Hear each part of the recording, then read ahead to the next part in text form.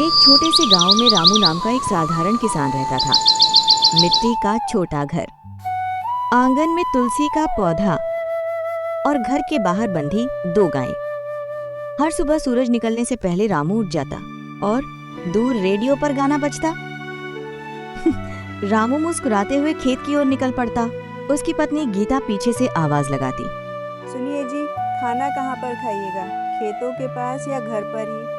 रामू हंस कर कहता, अरे वही खेतों के पास वाले पेड़ के नीचे। हरी भरी फसलें हवा में लहरा रही थीं।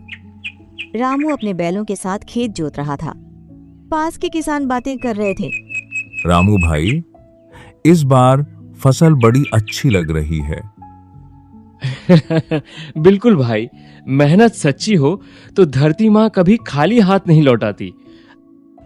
दोपहर में सभी किसान पेड़ के नीचे बैठकर खाना खाते। स्टील के डिब्बे, आम का अचार और मिट्टी के घड़े का ठंडा पानी, सबके चेहरे पर सुकून था। लेकिन एक साल गांव में बारिश बहुत कम हुई। धीरे धीरे खेत सूखने लगे। कई किसान शहर जाने की सोचने लगे। रामू रात को आंगन में बैठा आसमान देख रहा था। तभी गीता ने पूछा, चिंता हो रही है?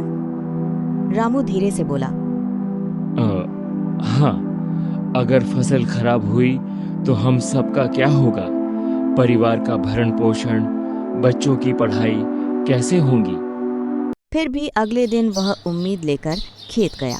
उसने सूखी मिट्टी हाथ में ली और कहा, धरती माँ, इस बार भी हमें निराश मत करना। सिर पर आई इस मुसीबत के समय गांव का मुखिया बैठक बुलाता है। बहुत विचार विमर्श के बाद समस्या का समाधान ये निकलता है कि गांव के खेतों के पास और अधिक कुएं बनाए जाएं।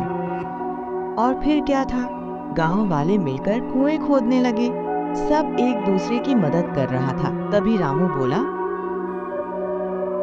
गांव की ताकत यही है कि हम अकेले नहीं हैं। धीरे धीरे कई सारे कुएं बनते गए। लेकिन कुछ दिनों बाद आखिरकार बारिश आ गई।